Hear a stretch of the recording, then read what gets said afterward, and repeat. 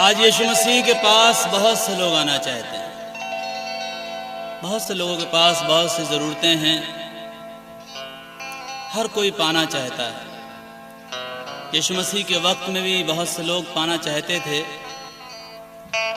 बहुत लोग बिना मांगे पा गए, लेकिन बहुत लोगों ने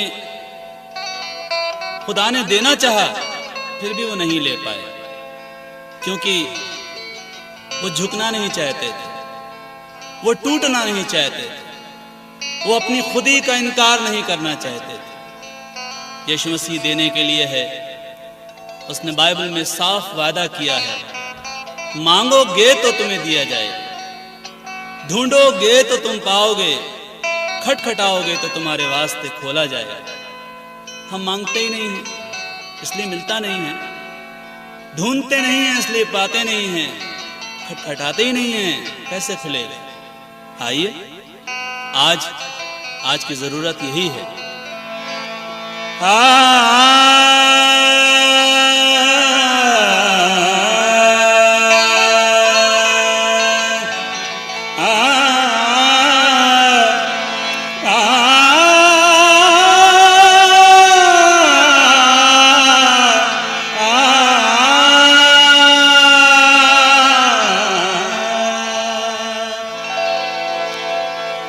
बुलाते हैं सभी को,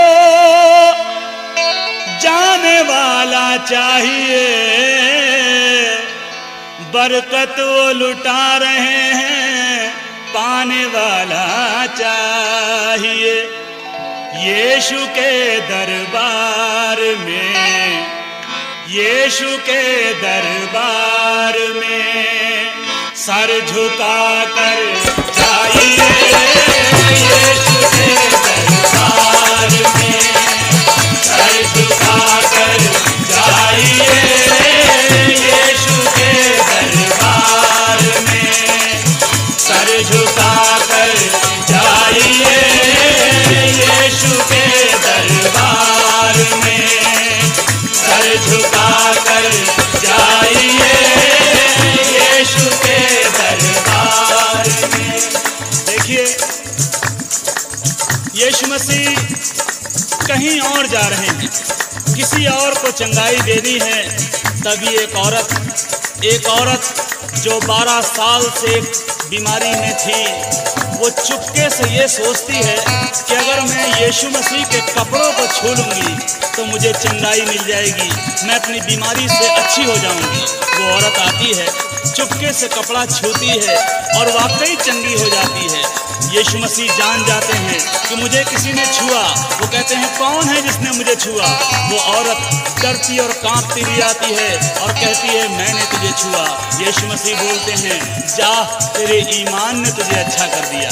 अजीजों, वो औरत जिसकी बीमारी लाइलाज थी, वो उस बीमारी में अपना सारा रुपया गंवा चुकी थी, अब मुफ्त में चंगाई पाकर, अब मुफ्त में अच्छी होकर जब अपनी गांव में, अपनी गलियों में, अपनी बस्ती में गई होगी, उन हकीमों ने, उन तबीबों ने देखा होगा, लोगों ने देखा होगा, वो हैरत से पूछ रहे होंगे, अरे तू कैसे अच्छी हो गई, तुझे किसने अच्छा किया?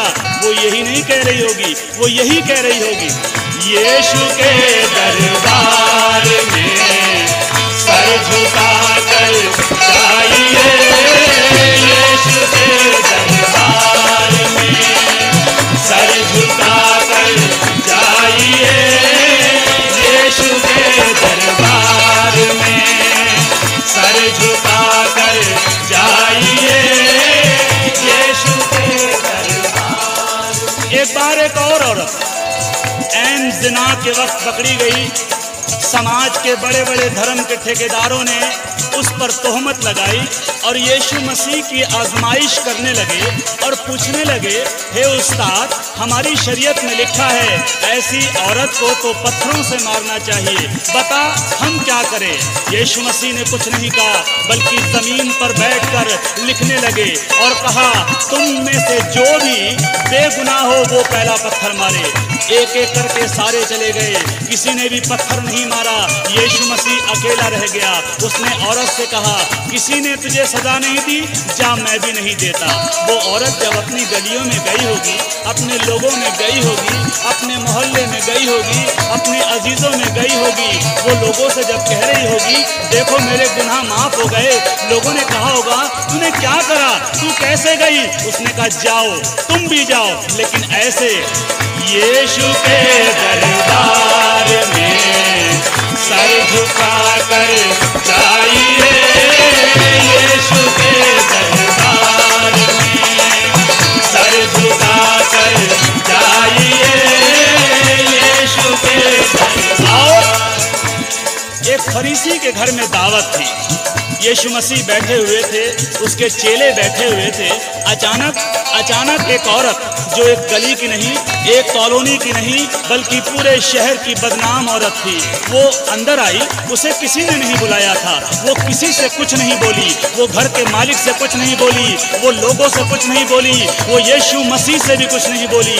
चुपचाप आई, यीशु मसीह के पैरों के पास बैठ गई, अपने आंसुओं से उसके पैर भिगोने लगी, अपने बालों से उसके पैर पोंछने लगी। उस औरत से यीशु मसीह ने कहा, जा तेरे गुनाह माफ हुए। घर के मालिक ने यीशु मसीह के ऊपर शक किया। उसने मन ही मन सोचा, अगर ये आदमी रास्तबाज होता तो पहचान जाता कि ये औरत कौन है जो इसे छू रही है। यीशु मसीह जो मन की बातों का जांचने वाला है, उसने उससे कहा, मुझे तुझसे एक बात कहनी है, कौन ज्यादा मोहब्बत करेगा, वो जिसका कम किया गया वो या जिसका ज्यादा माफ किया गया? वो बोला जिसका ज्यादा माफ किया गया।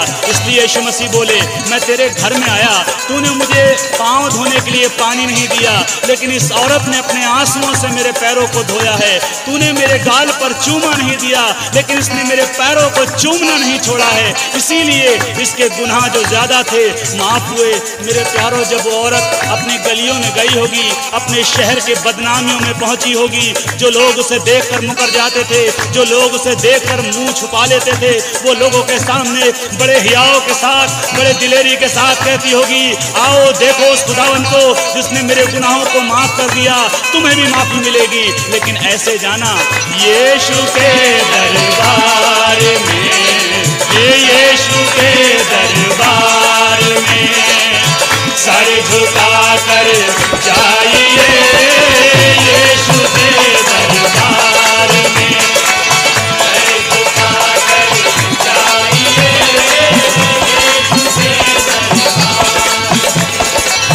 यीशु के दरबार में सर झुका कर जाइए, यीशु के दरबार में सर झुका कर जाइए।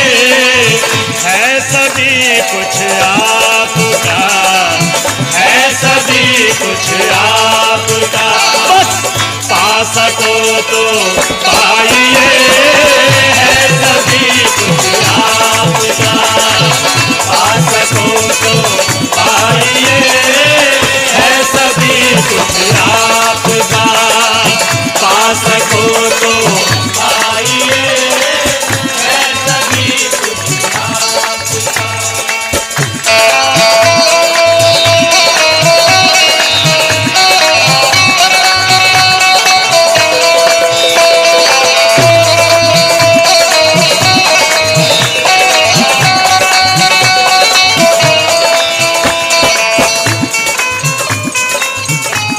जीवन की रोटी के बारे में बहुत सुना होगा। कहाँ है वो जीवन की रोटी? आसमान पर नहीं है जो चढ़ के लानी पड़े, जमीन के नीचे भी नहीं है कि गहराई तक जाना पड़े। वो जीवन की रोटी जो मसीही हैं उनके घरों में तो है ही है, बल्कि समाज के और लोगों के घरों में भी वो जीवन की रोटी मुफ्त में दी जाती है। लेकिन मैंने और आपने उस जीवन की रोटी की कद्र करना छोड़ दी है। इसीलिए मेरे और आपके बच्चे आज शाहरुख खान को तो जानते हैं कि वो कैसा है, लेकिन मेरे और आपके बच्चे ओबेद को नहीं जानते कि वो कौन था। मेरे और आपके बच्चे अजय देवगन को जानते हैं कि वो कैसा है, लेकिन मेरे और आपके बच्चे ईशे को नहीं जानते, अब शालोम को नहीं जानते, अरे किसी को भी नहीं जानते। मेरे और आपकी लड़कियां आज नाओमी को नहीं जानती, मेरी और आपकी लड़कियां आज ओरपा को नहीं जानती। वो श्रीदेवी को जानती हैं कि वो कौन है, कैसी है, कैसे जानेंगी? क्योंकि ये नाम तो बाइबल के अंदर है और बाइबल जीवन की पुस्तक को मैंने और आपने पढ़ना ही छोड़ दिया। इसीलिए आज हमारे बच्चे उस कलाम को नहीं जानते और उनकी जिंदगियां बर्बादी की तरफ बढ़ रही हैं। आप बाइबल को सजा कर मत दिखालों पर रखो, आप बाइबल को सजा कर मत दिखालों पर रखो। है यही जीवन की रोटी, है यही जीवन की रोटी, खा सको तो खाइए। है यही जीवन की रोटी, खा सको तो खाइए। है यही जीवन की रोटी, खा सको तो खाइए। है यही जीवन। बाइबल कहती है, और जो हुक्म मैं आज तुझको सुनाता हूँ वो तेरे मन में बनी रहे, तू इन्हें अपने बाल बच्चों को समझा कर सिखाया करना। घर में बैठते, राह में चलते, लेटते, उठते इनका बयान किया करना और इन्हें अपने हाथ पर निशान करके बांधना। ये तेरी आंखों के बीच टीके का काम दें और इन्हें अपने घर के भीतर की बाजुओं पर और चौखटों पर और दीवारों पर लिखना। अरे मेरे प्यारों, मैंने और आपने आज वो सब कुछ छोड़ दिया, इसीलिए आज वो बरकतें जो मेरे और आपके घरों में होनी चाहिए नहीं मिलती। करिए, है यही जीवन की रोटी, है यही जीवन की रोटी, खा सको तो खाइए। है यही जीवन की रोटी, खा सको तो खाइए।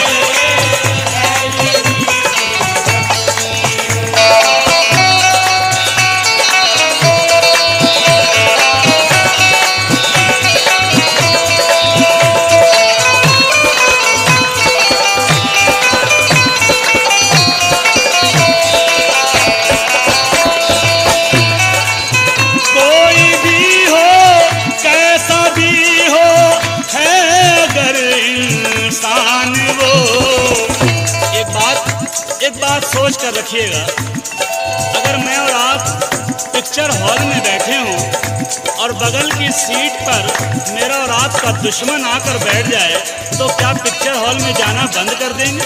क्या पिक्चर से उठ के चले जाएंगे? अगर कहीं शादी में या पार्टी में खाना खा रहे हो, खाना चल रहा हो और बगल में दुश्मन खाने लगे तो क्या खाना छोड़ देंगे? नहीं। लेकिन जब इबादत की बात आती है, जब मीटिंग की बात आती है तो कहते हैं नहीं, हम माने ही जाएंगे, हमारी उनसे लड़ाई चल रही है, वो हमारी मिशन के नहीं है। अरे अजीजों, लड़ाई क्या होती है, मिशन क्या होती है? खुदा एक है, विश्वास एक है, बपतिस्मा एक है, बेटा एक है और आने वाला भी एक है।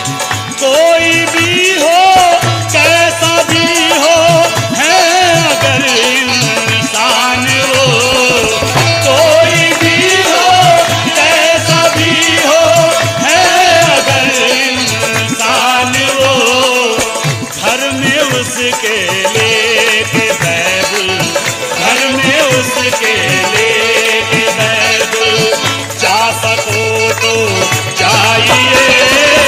घर में उसके लेके बाइबल, जा सको तो जाइए। घर में उसके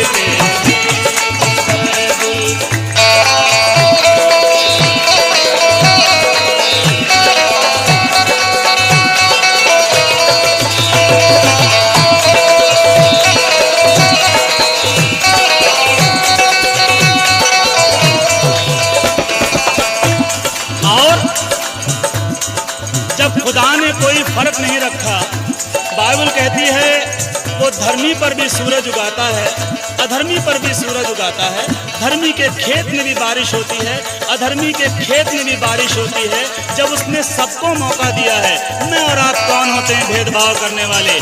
मैं और आप कौन हैं जो फर्क करते हैं? वो है हिंदू, वो है मुस्लिम, वो है पापी, वो पवित्र। वो है हिंदू, वो है मुस्लिम, वो है पापी, वो पवित्र।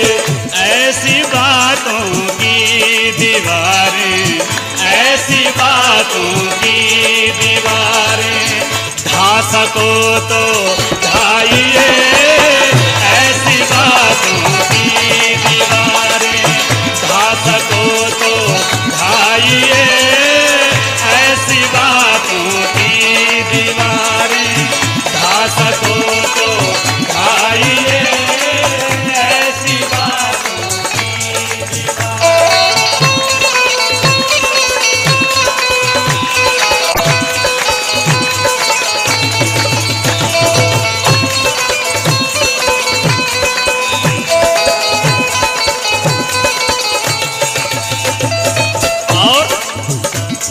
अगर आप चाहते हैं आसमान पर फरिश्ते खुशी मनाएं और फरिश्तों को खुशी मनाते हुए देखकर मेरा और आपका खुदा खुश हो, और जब खुदा खुश हो तो मैं और आप जो मांगें वो पालें, तो ये काम करना पड़ेगा। चाहते हो कर फरिश्ते आसमां पर हो मगन, चाहते हो कर फरिश्ते आसमां पर हो मगन।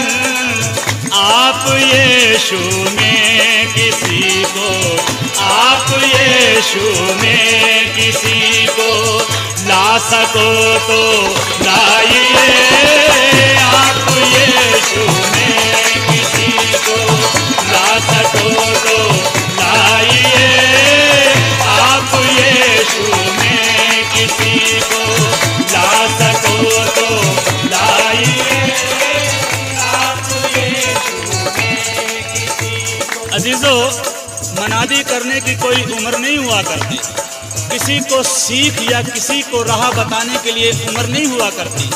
नामान कोढ़ी को, जो अराम की सेना का सेनापति था, जो ताकतवर था, जो बहुत शूरवीर था, लेकिन उसको कोढ़ था।